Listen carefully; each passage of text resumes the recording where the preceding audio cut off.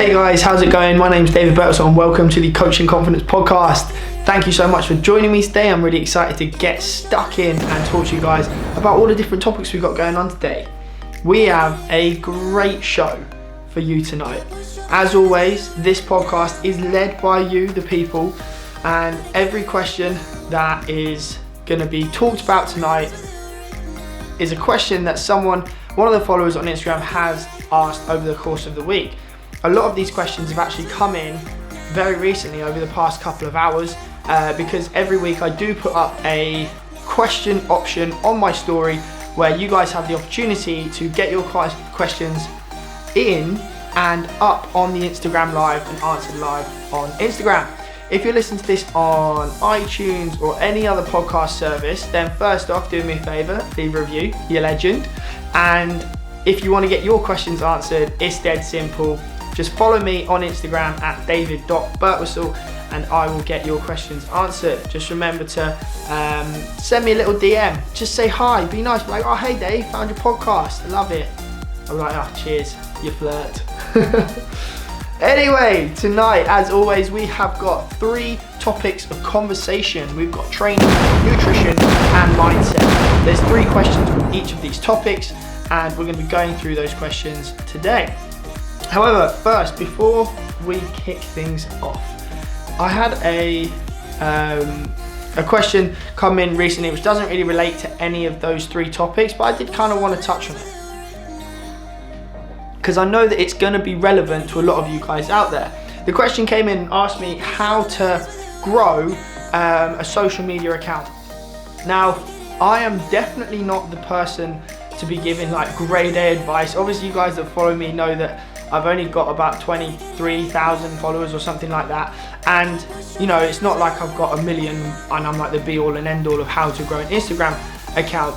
But I think that it's worth discussing because the rules now are very different to the rules from when Instagram first came out. The stuff that comes up in your feed is no longer chronological for a start. It comes up based on your interaction with that person. So the content needs to reflect that, and it's all based on engagement really. It's like how much do the people that follow you engage with what you're saying and want to kind of follow your journey. So are they liking your content? Are they commenting on it? Are they DMing you? You know, if somebody follows you, then how much engagement do they have with you initially? And that's the kind of thing that basically if you're trying to grow an account, you need to try and create as much engagement as possible. Some people do that through various different ways, from getting their bum out. It's still a proven technique to gain followers, although you have to have an absolutely cracking peach these days if you want to gain a bunch of followers. You know, the people that did at the start, they were first, and so they got all of the followers that just wanted to look at someone's bum, whereas now you have to have a little bit more about you. So it's, you know, that is one option. Taking your shirt off is again an option, but it's like there's so many guys and girls out there with good bodies. You have to have more than that. You have to offer people more than that. Effectively, if you've got an Instagram account or if you've got a social media account and you want people to engage with you, you have to put content out there that gives them some sort of value. Like every piece of content that I put out on social media, I'm trying to help enrich your life in some way. Like I'm trying to either give you a piece of information that's going to benefit your training or your nutrition. I'm trying to enlighten you into some part of my life which you might find funny, or you might have some sort of association with it as well, something that you can like relate to. Basically, it's just like I'm trying to give you guys something that's not just like a topless picture, because like as much as topless pictures they get likes, it's not really that beneficial for you to just see me topless every day. So definitely if you're trying to grow an Instagram account or any social media account, you basically need to try and create something that is new, that's original, and that's basically gonna give people some benefit to their life. You know, if you're not giving them any benefit, why would they follow you? There's only so many friends and friends of friends that are gonna follow your account, right? The other thing that I actually mentioned to this person about is, why are you trying to grow a social media account? What's the purpose? Like, for example, do you just want to have a bunch of people following you? Because I'll be honest, it's not really like it enriches your life at all, having people follow you doing stuff. And it's not really that beneficial, and upkeeping a social media account takes time and it takes effort. Like every piece of content I put out takes time to do. Even the silly little video that I put up of me today, dressed as a girl, talking about eating healthy and eating clean, like that took time. It took me like half an hour to think of the idea and film it and edit it and get the picture and do that and then write the caption and upload it and all that kind of stuff. So it does take time, let alone doing all the story content. So I just question, like, why would you want to have a social media account? Why do you want a bunch of people following you? If it's just because you want to be respected because you've got followers, I don't know if that's a thing, but like I know some people like to get some sort of sense of validation from it. Personally, like from speaking to people that have a bunch of followers, like millions or in the hundreds of thousands, like you don't really get, there's no validation from having it. You don't actually get that sense of like satisfaction. So I'd just be like cautious as to why you have it. If I'm completely honest with you guys that are listening to this, for me, social media, it solves a couple of problems. I don't know if it's problems, but it has two purposes. The first thing, social media, okay, it has three purposes actually, if I'm being completely honest. So it's got, the first purpose is effectively, this is an advertisement for my business. Like I'm a personal trainer and a nutrition coach, and effectively a lot of the information I give you guys is showing you that I know what I'm talking about effectively. It's me giving you guys help, giving you free advice, but effectively telling you that like I know what I'm talking about. So if you ever need someone that, you know, if you ever need a nutrition coach or if you ever need a training program, then I want you to kind of think like, oh, Dave knows what he's talking about. Maybe I'll go and use him. The second thing that I use social media for is kind of keeping up to date with friends and stuff like that. That's definitely one thing. It's definitely helped me to kind of connect with people that are similar to me in the things that I do, training and working out and that kind of stuff. But you don't need a bunch of followers in order to do that. You know, you can do that with people in your local area. So it's sort of irrelevant if you want a big following to do that thing. The third thing that's beneficial about social media is that it is probably the best dating app out there. Tinder, Hinge, Raya, Bumble, all of the above, they don't have anything on Instagram. You guys know it goes down in the DMs. Like, it is a great way to connect with people. It is a truly social network. Like, I don't use any of the other apps, even though I have them on my phone, because they're just not, then you don't get anything, you know, you can't really find much out about people, and you need to have a genuine connection if you're going to go on a date with someone. So you need to kind of find out a little bit more about them, and Instagram is a great way of doing that. But again, you don't need a big Instagram following to do any of the things that I've just talked about. So I'd question why people would be really like focused on trying to gain a social media account or gain a big social media following. The amount of effort that goes into it these days, it's so much effort for the reward. If now you haven't got a big account, you're probably never going to get a big account unless you do something like Love Island, because it's you know, you've missed the boat. Instagram started like 7 years ago, and most people have got big accounts. They've got them from when it started. Growing an account now is very hard unless you're James Smith. Right, we're going to move on to the first of the preset questions. Hope you guys like that little detour through social media. We're going to go into a training question. I think this one came in real recent, so I can throw it up on Instagram for you guys. This is related to gaining weight, which is good because a lot of the questions that come in are related to losing weight and losing fat, and so I quite like the fact that we've got one that's coming in related to gaining weight. So the question came in from Confidence_13, and they asked, do you have a recommended daily steps/activity level when you're trying to gain weight? The truth is that when you're trying to gain weight and gain muscle, we're looking to have not potentially too much activity. For muscle to grow, it needs to be able to rest and recover. And so effectively, if you want to gain muscle mass at the fastest possible rate, you want to be stimulating muscle growth and then allowing it to rest. So if you're doing lots of weight training and then also doing loads of cardio and loads of endurance, you're gonna struggle to gain muscle mass because you're sending multiple signals into the body and they are counterintuitive to one another. The body likes to focus on one thing, and it gets the best results if it focuses on one thing at a time.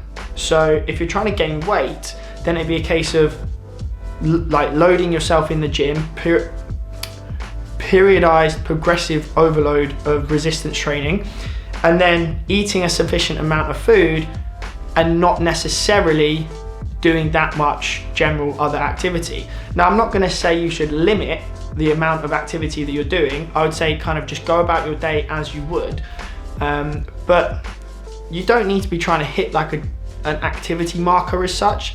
Like if I was going to recommend anything, it would just be as a normal activity level of around 10 to 15,000 steps a day.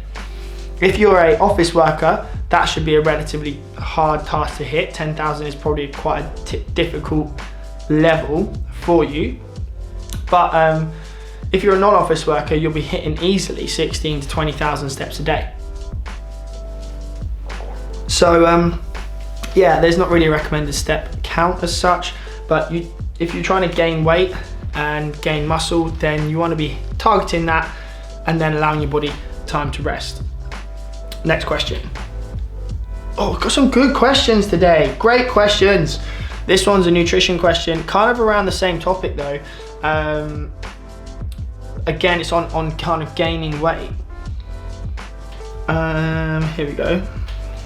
Right, so the question again from Compound_13. Great questions, mate. You're always really involved, and I really like that.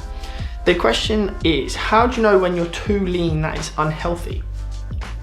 Now, if you've ever done a bodybuilding competition or you've seen people go through the process of getting super lean for stage, you'll be aware of some of these signs that you are becoming too lean. Those signs are getting ill quite easily. If you're getting throat infection, chest infection, cold, that kind of stuff regularly, then often that's a sign that your immune system's down, and often that can be a side effect of being too lean. Grouchy, having low energy, being lethargic, not wanting to get out of bed, they're all signs that you're underweight. And when I was talking about underweight, it's like underweight or being really, really lean. They're kind of like your main key things. Like low libido is another one. If you don't want to shag, like if you don't want to have sex, then you know something's up, because we all like a good little seeing to every now and then, don't we? You got to think about the good things in life, and if you're so lean that you don't want to have sex, then I would say you need to readdress your priorities in life, because something's wrong. What's the point in being lean if you don't get the bit at the end? So yeah, I think that's probably the main things. Like if you're too lean or if you're too underweight, then they're your main kind of markers, I would say. The best thing to do if you are worried about being in this position would be calculate your TDEE on an online calorie calculator and then compare that to your average food intake across a week. If you're significantly below your recommended calorie intake, then you're probably under eating, and that's potentially a sign that you're going to be underweight, malnourished, or too lean. A healthy range of body fat, like for men, about 10% body fat would be kind of ideal. I'd say like 8 to 12%, ranging up to about 25% as like a top end. You go about over 25% body fat for men, and you're looking at that being in the overweight category. Kind of above 35%, you're looking like obese, and it kind of goes up from there. For women, it is different. So for a woman, you know, 20 to 25% body fat is actually a really healthy range. Women naturally carry more body fat than men, especially around their hips, their bum, and obviously like your breast tissue. Around your breast, you've got a lot of fat as well. That's, you know, the main constituent of a boob is fat. I never thought I would say that sentence. Quite a funny little sentence when you think about it. So yeah, like women will carry more. So you're looking at like 20 to 25% for body fat for women to be like a really healthy range.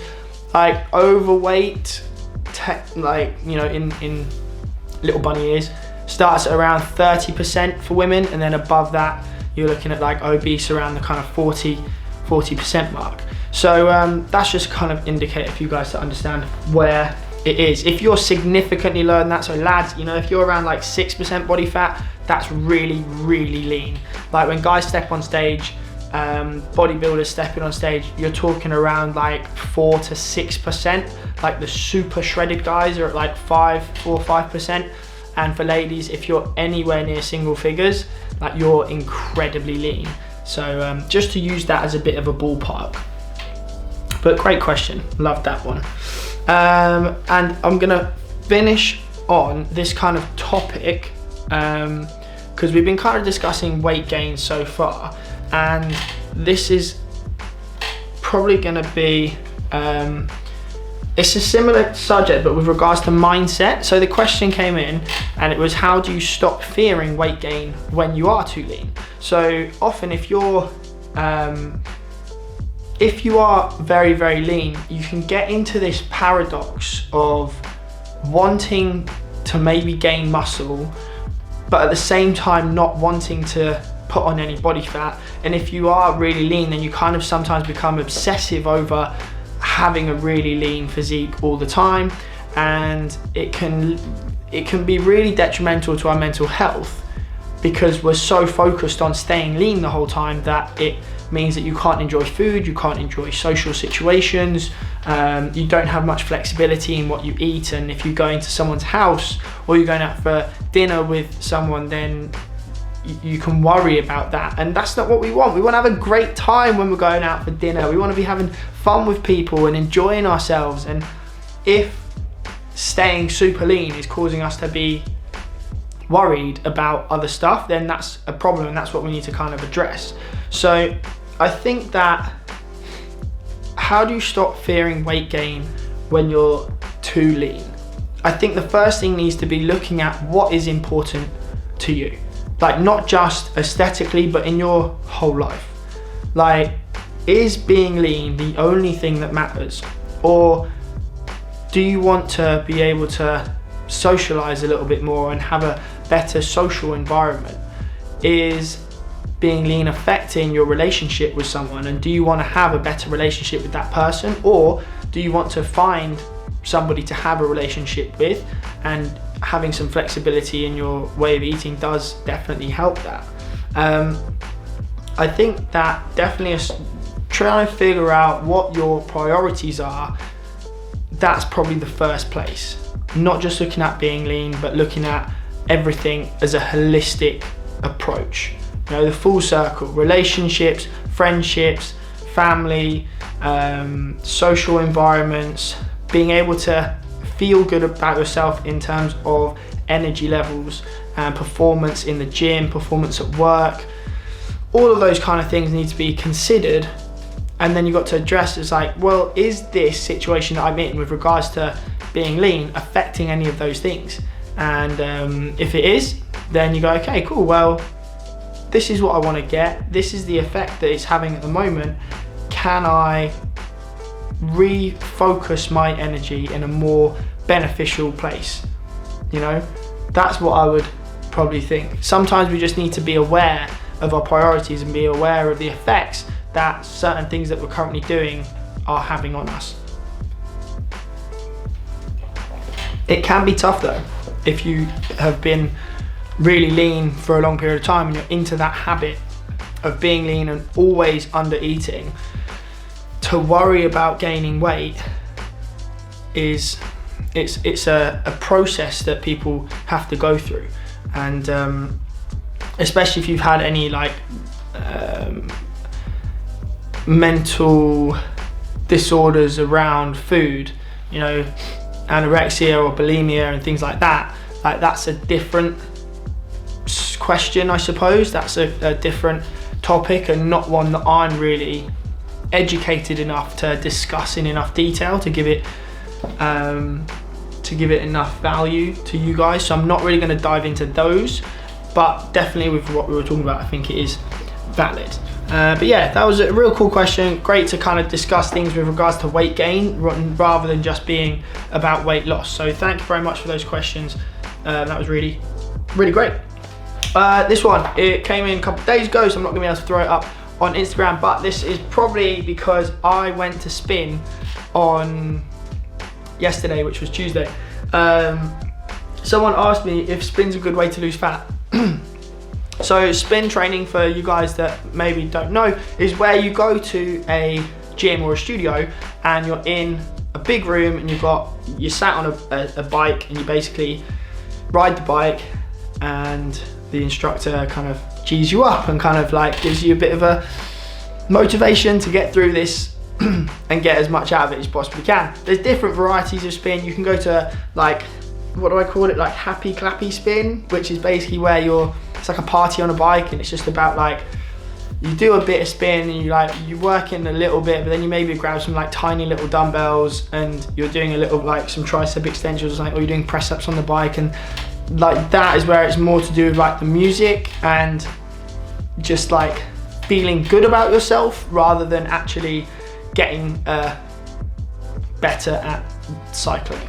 On the other side of the coin, you've got performance spin, where you know your wattage, you know your speed, you know your time, you know your RPM, all of those kind of things. Like you have quantifiable data to compare yourself to in that moment to other people or to previous results.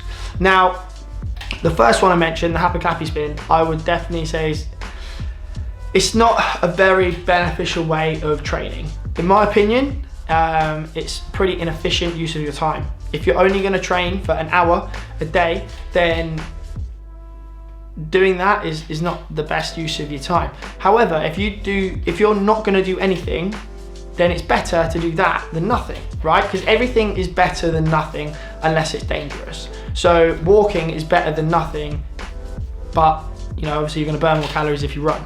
So yeah, I'd say the happy clappy spin is not really valid. But the other stuff, the type of training that I did the other day, the performance spin, definitely is beneficial. You can get fantastic cardiovascular benefits from performance spin.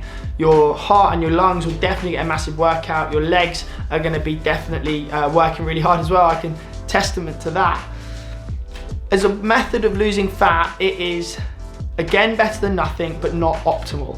What I mean by that is you're going to burn some calories and you're going to get better at spin and better at riding a bike, and your heart is going to get a workout and your lungs are going to get a workout, which is brilliant, right? It's better than nothing. That's exactly, we always want to be doing more than fuck all, basically. And the best thing to do would really be to combine that with resistance training, because spin is a little bit one-dimensional. You're sat on a bike, you're just riding a bicycle. Your legs are doing the exact same thing over and over again. Your arms aren't really doing anything. Your core is not really being tested that much. Your back's not really being tested that much. There's not that much versatility.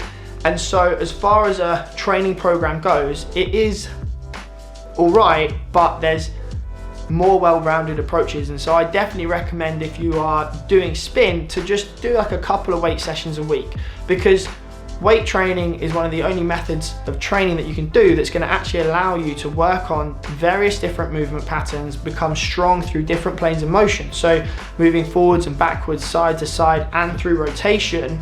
Like, that's the movements that we do in everyday life. You reach down to pick something up, you're bending forward, you're rotating to the left and potentially flexing laterally as well, which means that you're working through 3 planes of motion.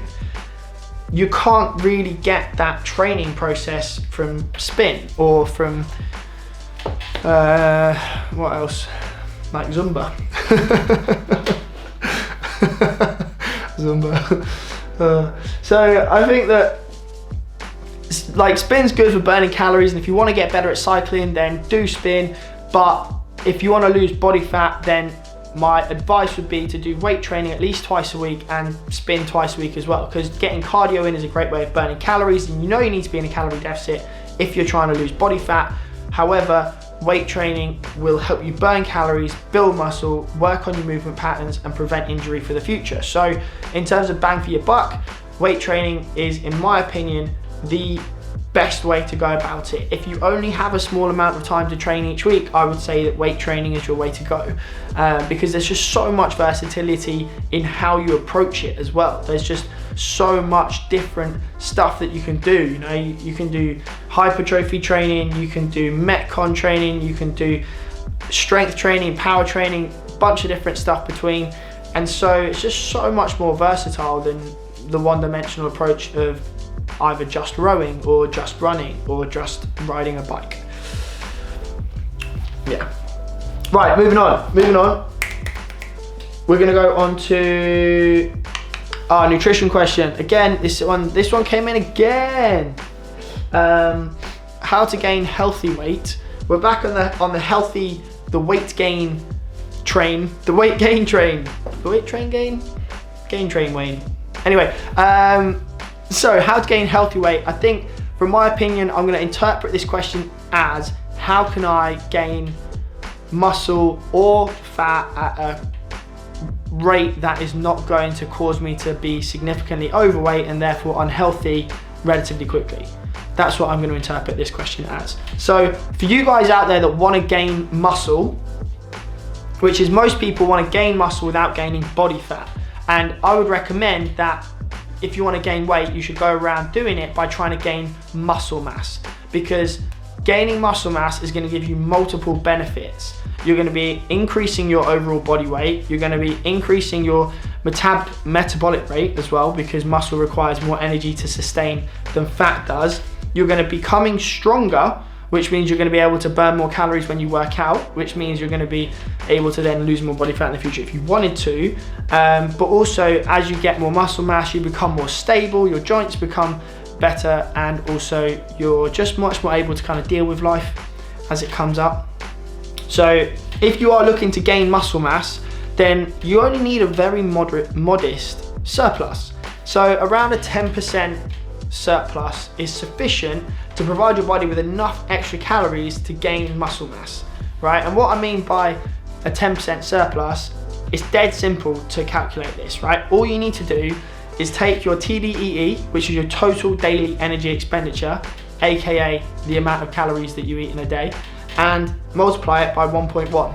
So if you are eating roughly 2,000 calories a day and you're not gaining weight and you're not losing weight, that is pretty much what your maintenance is. And so that's your TDEE. If you're eating 2,000 calories a day, you're not gaining or losing weight, that is the amount of energy your body requires, and that is your total daily energy expenditure. You multiply that by 1.1, would add 10% extra calories, you would be eating 2,200 calories a day. If you do that and you weight train, you're gonna over time put on muscle mass. We don't need to be in a massive calorie surplus in order to gain muscle mass. I know that a lot of people use being on a bulk as a excuse / justification for eating whatever they want. You know, you go home like, oh, I'm just gonna grab a Domino's, get a large Domino's in, yeah, smash that off, maybe get yourself some garlic balls as well, garlic butter balls, and maybe like a Ben and Jerry's, you know. And then everyone's like, oh, what are you doing? It's like, oh, don't worry, mate, I'm on a bulk.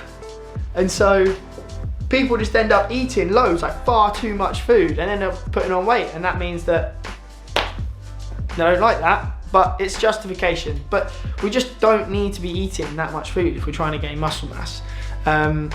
The key way to track how you're doing is to start off by adding, let's say 10%, tracking your progress over the course of a month. And if you're not gaining weight at the rate that you would like, then you just add a little bit extra food. But you don't want to be going over, you know, like you don't need, sorry. Just burp there a little bit, not that pleasant. You don't need to be eating like an extra 1,000 calories a day. Like, you're not going to be able to use that energy to build muscle mass. Like, if you think an extra 1,000 calories a day, that's 7,000 calories a week extra. That's on a short month 28,000 calories additional that you've eaten that month. There's just no way your body's gonna be able to process that additional amount of food and turn it into muscle mass. You're just gonna store it as fat. And so when you think like a pound of fat is about 3,500 calories, that's quite a lot of additional fat. You know, that's like 8 pounds. So if you're putting on weight super fast, you know more than likely it's gonna be body fat. So if you're trying to gain weight at a healthy weight, then I'd just recommend adding 10% onto your TDE, and then you're gonna be sweet as, building muscle and not adding on too much fat. Awesome. Right, gang, that leaves us with a mindset question. This one's pretty cool actually. It's gonna give me an opportunity to talk about stuff that I have kind of been through as a PT. Question came in yesterday from Leo Santos 000. He asked, what are the real difficulties you had to face being a personal trainer? And this did actually make me think a little bit as to like, what are the struggles that I've had? What are the issues that I've faced as being this? And I think it's quite hard for people because from the outside, the marketing to people about becoming a personal trainer, it paints this really beautiful rosy picture.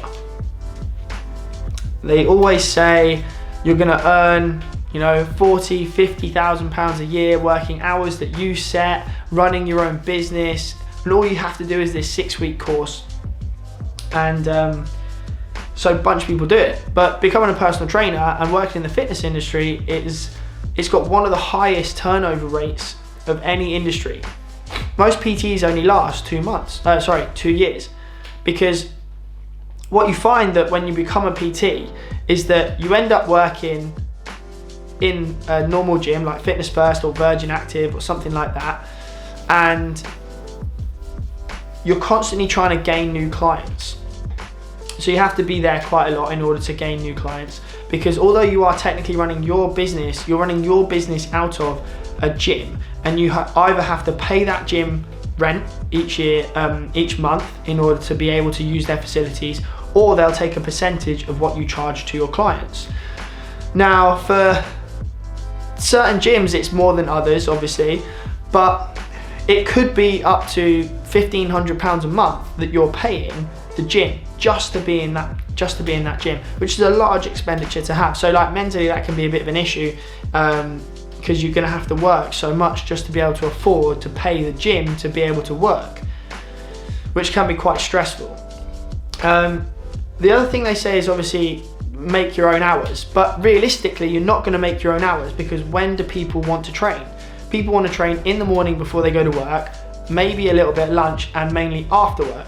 So you're looking at working, let's say 6 till 9 a.m, maybe an hour at lunch, like 12 till 1, something like that, and then maybe 6 till 9 p.m. So you're working from 6 in the morning until 9 at night. You can't maybe go home between them because of travel or logistics don't really work out, and so you become this person that's working loads but not really making enough money to justify it, because even though you're only working, let's say 7 hours a day, and 7 hours of PT a day would be mentally draining, you're actually at the gym from 6 a.m. till 9 p.m.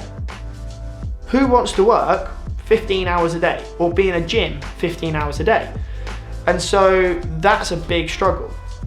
The next thing on top of that is that, where is the career ladder? You go and work in an office and maybe you start right at the bottom, and you're presented with an opportunity to grow within that business. If it's a big, well-established company, then you might start off at the junior position, and then you move up, and there's like multiple stages all the way up, and there's a clear progression for you to go through and become an executive or a director or whatever the highest title is in that company. There's an opportunity, and there's transferability from that company through to another company. You can not just move up in one direction, but you can move across to another agency or another company and grow up there as well.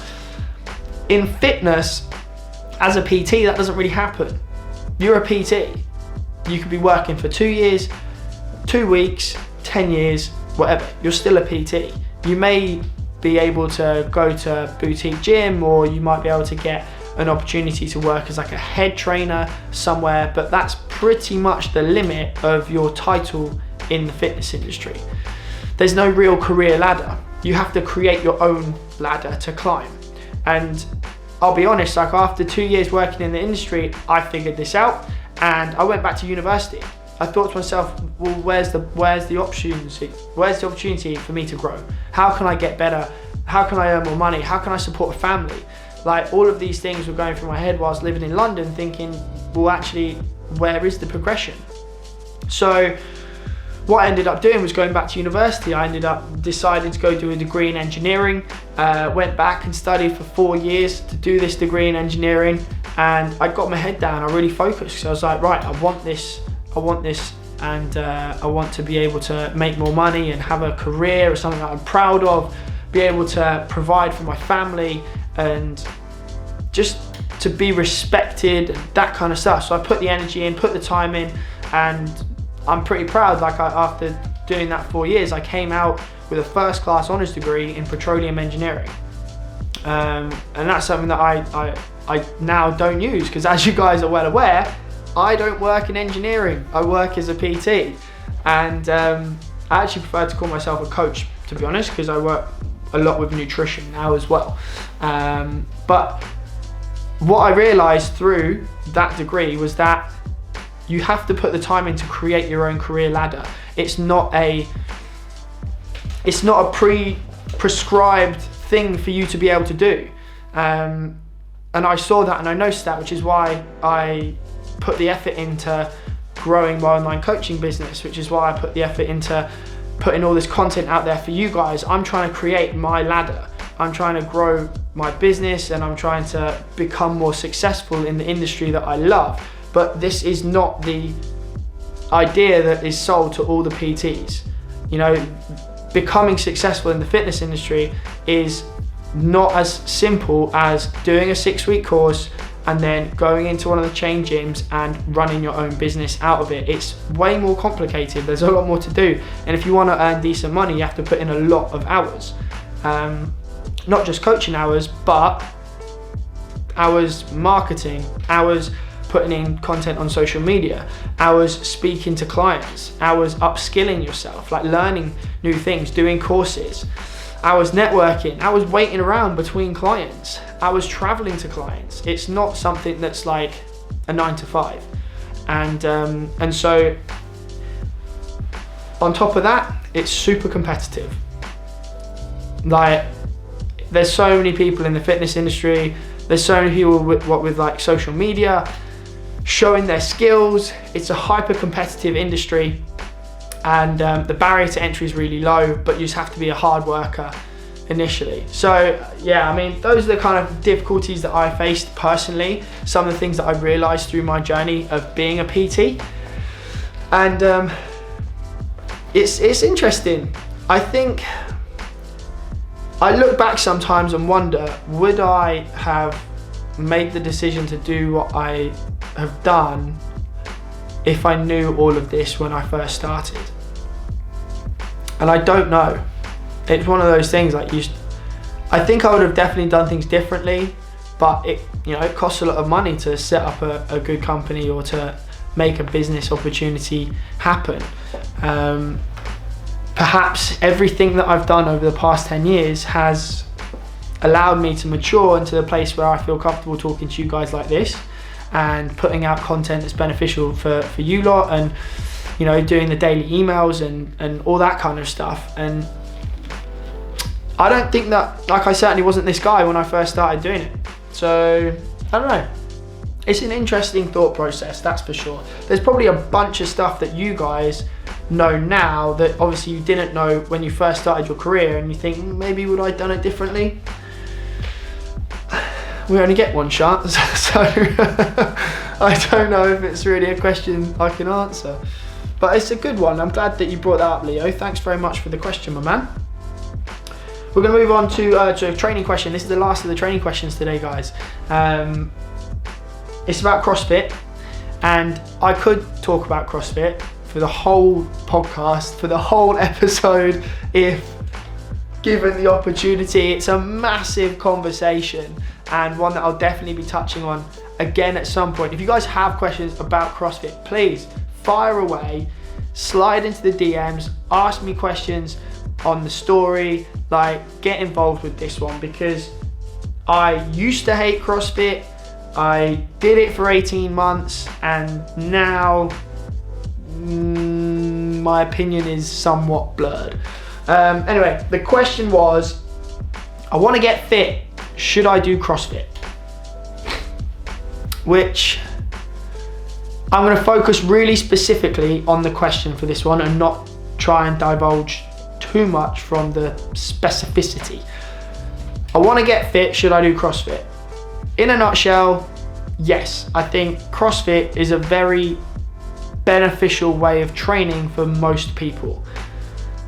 Most people that do CrossFit train a lot harder than they would if they were training by themselves. The support structure in a CrossFit gym is great. You have the capacity to ask coaches for advice and stuff, and you don't have to think about what your workouts are going to be. You just go to the gym and you do the stuff that people have been telling you to do. So often people train harder, more frequently, and get better results doing CrossFit than they would do if they were just working out in a normal gym. There are downsides. My main focus on the downsides would be is obviously significantly more expensive than doing a normal gym, because it's, you know, in London a CrossFit gym is about £200 a month. The coaching is dependent on who it is that's running your classes, so you might get a really good coach, you might get a terrible coach, and it's not necessarily suited to all people. Although you can scale the workouts, some of them might be a bit too high intensity. You know, they have a lot of technical movements, which if you're not competent in them can potentially be an injury risk. And there's so much to learn in CrossFit that it could potentially put some people off. You know, to be good at CrossFit, you need to be able to Olympic lift, double unders, muscle ups, use the rings, handstands, handstand walks. You know, you need to be able to do Olympic weightlifting, gymnastics, general fitness stuff, running, swimming, bike, just everything. CrossFit, it's training for everything, and that's one of the reasons I love it and one of the reasons that I don't like it. So overall, I think in specific answer to this question, I want to get fit, should I do CrossFit? My answer would be yes, it's a great way of training to get fitter, because you are likely to be significantly fitter than you would be if you didn't. Yeah, I'm just gonna leave that there. If you guys have questions on CrossFit, please fire me. I could talk all day. You give me a topic on CrossFit and I'll go in. Next question, and this is the last one of the nutrition stuff, is again something I could probably discuss at length, especially if I had someone with an opposite viewpoint.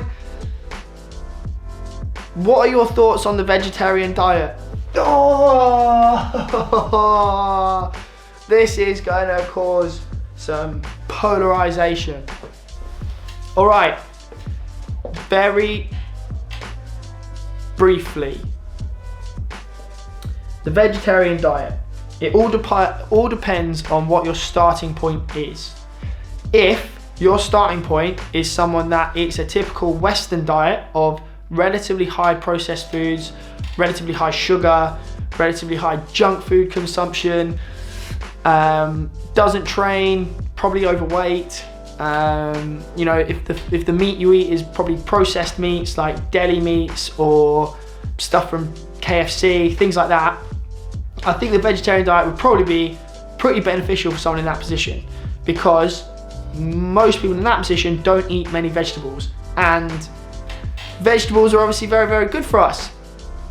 So for that person, a vegetarian diet would probably be really beneficial. You'd probably lose a bunch of weight, you'd probably become more healthy, your cholesterol will probably reduce quite a lot, your risk of diabetes will probably reduce quite a lot. Although you can eat a lot of sugar on a vegetarian diet, there's no stopping you from doing that, but you know, you'd struggle to get some processed foods obviously if you're eating a vegetarian diet.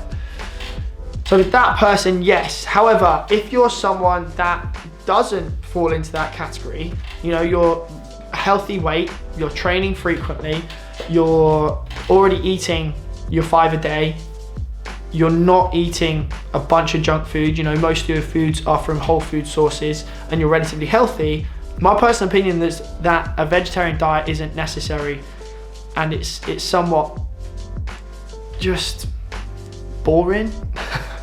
No, it's not. Is it boring? Yeah, it's pretty fucking boring. Like, meat does taste good, and it's really beneficial for us in lots of ways. I mean, if you're trying to lose weight, then it's super beneficial because you get a lot of nutrition, and you get a bunch of calories that are going to be released over a long period of time, and that can stop you from overeating, and you don't have a spike in glucose and blood sugar levels and insulin. And so protein from animal sources is a really good thing. I personally don't believe that you need to cut it out, protein from animal sources, in order to be healthy. What the more important thing is where you're getting that protein from. What condition is the animal in that you're eating? And this is where things change depending on where you are in the world. But if we can just branch it together, as if you're eating free range organic meat, then it's probably much better than if you're eating farm raised, corn fed, full of antibiotics meat. And that's the main thing, because we know that the fat in cows massively changes dependent on the way that cow was raised. You know, you might, for example, a cattle farm raised beef that was mainly eating grain and corn will have a lot of omega-6 and not very much omega-3 in its tissue, whereas a grass-fed, free-range, pasture-raised cow is going to have a lot more omega-3 and not as much omega-6. And so in terms of the ratios of those two fatty acids in your body, it's much better to have the grass-fed, pasture-raised beef. It does have big effects on your cholesterol levels, and so that's not even taking into account what's actually within it in terms of antibiotics and any other things that cow's had to go through during the process. Then we talk about processed meat. If you are eating chicken, but your chicken is ground fine like mush, like you get in or used to get in chicken nuggets, if that's your source of protein, it's a terrible source of protein. But if your chicken that you're eating is chicken breast from a free-range chicken that's roamed freely, that's not been caged its whole life, then again, that's a much better source of protein. For me, when it comes to meat, it's all about where that meat was. And I know that for a lot of people, it's not financially viable to eat free range anything or organic anything because it is more expensive. There are certain things you can do to mitigate against that cost. You can go direct to the farmer. You can find yourself a farmer that does free range, pasture raised organic meats and go straight to them and cut out the middleman of the supermarket and buy in bulk and then freeze it, and you can get much better pricing if you do it like that. That's probably like the main piece of advice for keeping your costs down when you're trying to eat really healthy and trying to get your meats from responsible sources, because we know that the worse the food is, the cheaper it is, the better the food quality is, the more expensive it is. Some people can't afford that, and that is the situation. It may be that if you're in one of those positions and you want to have good quality meat that you can't afford to eat every day, then maybe you do a half vegetarian, half regular diet. But then again, you could cut back on food expenses in other ways. Buying bulk in items like potatoes and rice and pasta, for example, would bring your expenses down dramatically. Buying frozen veg and frozen fruit, again, will bring your prices down dramatically as well, instead of buying fresh. And there's nothing wrong with buying frozen. In fact, it's really, really nutrient dense food because they freeze it literally as soon as they pick it, which means that none of those nutrients have been lost in the process of getting it from the farm to your plate. So those are probably like my kind of main things. Defo kind of divulged away from the question of what I thought about the vegetarian diet, but hopefully I gave you guys some good information on how to eat healthy, responsible sourced meat at not too much price. Which brings us on to the final question, and this is cool, and it's kind of like sandwiched this podcast quite nicely, because the last question came in a couple of days ago. And to add in real quickly, someone's just commented on Instagram Live and has said to buy seasonally if you are buying food, especially vegetables and fruits, because if they're in season in the country that you're buying them from, then they are going to be cheaper. If you have to buy foods that are grown overseas and then imported into your country, then they are going to be more expensive. So thank you so much for that little addition. So yeah, last bit, this is the mindset one. And again, like I was saying, it links back to the first question with regards to social media. This question is with regards to anxiety around social media accounts. And it was more a conversation that I was having with someone the other day. And I can't remember exactly how we kind of got onto the topic, but effectively we were talking about what to do if social media is becoming more of a negative than a positive impact on your life, and like what are the things that we can do to mitigate against that, because there's obviously pros and cons of social media, and I've kind of been through both sides of this, and been on the creator side and also on the consumer side, and I know what I do when this happens. So if you're starting to feel anxiety, either anxiety around posting or anxiety around FOMO, like missing out of what other people are doing, feeling like you're not worthy, or you're not good enough, or you're not pretty enough, or you're not big enough or ripped enough, or if you find yourself comparing yourself to all these social media accounts that you follow, because all of the accounts that you follow are people that are either in great shape, or they're always traveling, or they're living the life that looks perfect, what do? The first thing that I do personally is sorry guys, the first thing that I do personally is when this happens and I find myself either comparing myself or my life to somebody else's and feeling bad, is I'll just straight up unfollow that person, just immediately. And if I ever do that to you, I want you to unfollow me. I don't care, I want to be a positive impact, not a negative impact. So if you ever find that's the case, just give me the chop. That's what I do all the time. I'll kind of go through my account and I'll just unfollow people that aren't positively impacting my life. And generally the people that do that are people that don't bother putting a caption on their photo. Like it will just be a picture of them in a bikini, and then like the caption will be a sun, and it's like a bait picture of their ass that they're just trying to get attention on. Or like I don't follow that many guys that are in great shape, because unless I know them personally, I don't need to constantly be reminded of that. Like I'll follow a couple of accounts where they post beneficial content that are like enriching my life, like I might learn from them something. That's the kind of content that I'll personally be following. But if people are just putting up content to try and get validation from what they're doing, or if they are making me feel bad, I'll just straight up unfollow them, just go through a cull of a whole bunch of people. And that's my main advice to you guys.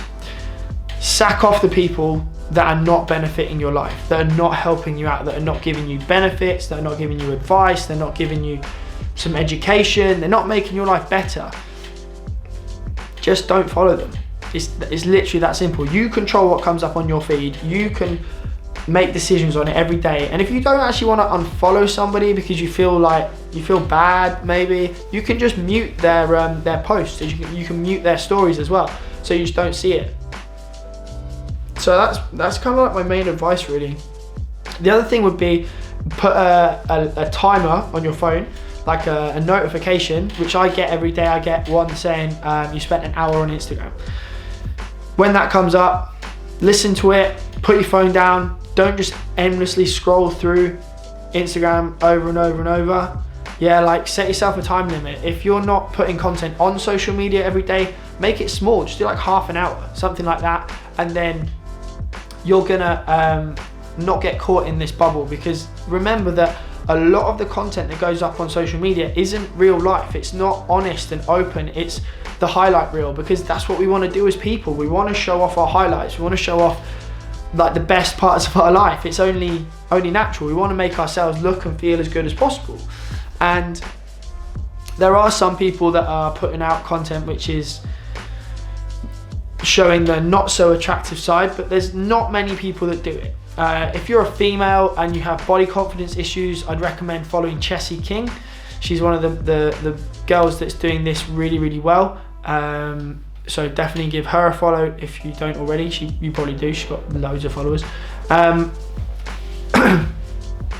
I think that's probably my main thing. Sack off people that are not benefiting your life, and limit your time on social media. And remember that it's a highlight reel.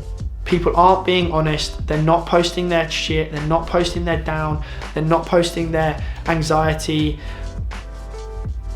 They're just showing you what they want you to see. That's probably some really good things. And just remember, like, we are all human. Like, we all have moments where we're not feeling brilliant. We all have moments where we're not feeling like a fucking legend. Like, we all have moments of doubt and times when we need someone to talk to. And I think that if you are having these anxiety feelings, if you're having any depressive feelings, if you're having any negative thoughts about social media, then speak to a mate. Just like talk to them about it. Be honest and open and upfront, and like just bridge that gap, because there's nothing wrong with it. It's completely normal. We can't always just be positive, and we can't always be outgoing. Like, I choose to put the times when I'm feeling great out there to you guys. So I want you guys to feel good when you look at what I'm doing, and like kind of get that energy off me. And I am pretty much like a happy guy most of the time. But like, you know, if I'm having a shit day, I don't want to burden you guys with my bad thing. You know what I mean? I want to try and uplift you, but I will go and speak to my sister. I will go and speak to Adam, my sister's boyfriend. I'll go and speak to my friends. Like, if I'm having a bad day, if shit's going wrong, then I'll go and talk to my friends and ask them for advice and ask their opinions and work through it and talk through it. And so if you are going through anything, speak to people. Honestly, like, you don't need to put it out there on social media for everyone to see, but you should definitely be speaking to the people that are closest to you, that really are your like inner circle. That's definitely the way to go. Now guys, I'm gonna start wrapping things up there. It's been a wonderful little experience today talking to all you lot. Thanks so much for getting involved. If you do want to get involved, you want your questions answered, it's dead simple. Just follow me on Instagram at david.birtwistle. There's no H in Birtwistle. And just slide into the DMs. Just slide straight in. Ask me a question that you want to get answered on the podcast, and I'll do my best to get it answered. And every week before this podcast goes up on my story, I'll put up a little questionnaire you guys can fill in and ask me any questions, and hopefully I can get them put up on Insta Live. That'd be great. If you're listening to this on any Spotify, podcast, iTunes, whatever, be a legend. Just leave us a little cheeky review. Just be like, oh, Dave seems like a nice guy. I'm gonna just give him a five-star review or a little thumbs up or whatever it is. I'm not actually sure. But yeah, team, go have a great day, and thanks so much for listening. It's been legend. Have a lovely one, and I'll see you guys next week. Ciao.